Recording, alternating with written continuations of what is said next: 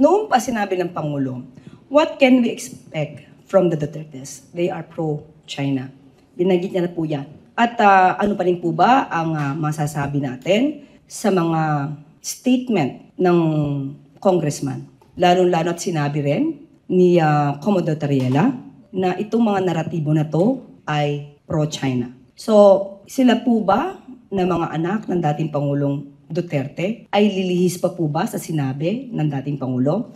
Meron po tayo dito, kung matatandaan niyo po, sinabi niya, Duterte says he is inutil, cannot do anything against China Sea aggression. Siguro natatandaan niyo po ito. So sila ba, mga anak, sila po ba ang kukontra sa kanilang ama?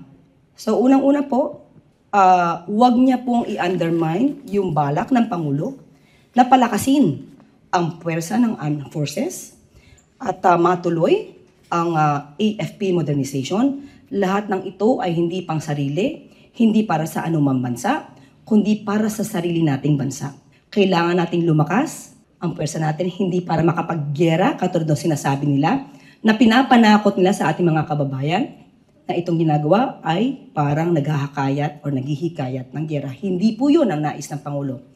Kailangan lang pong lumakas din ang ating puwersa at hindi tayo magaya sa nakarang administrasyon na inutil, na ituturing pagdating sa China aggression. Sana madinig din natin sa kanila.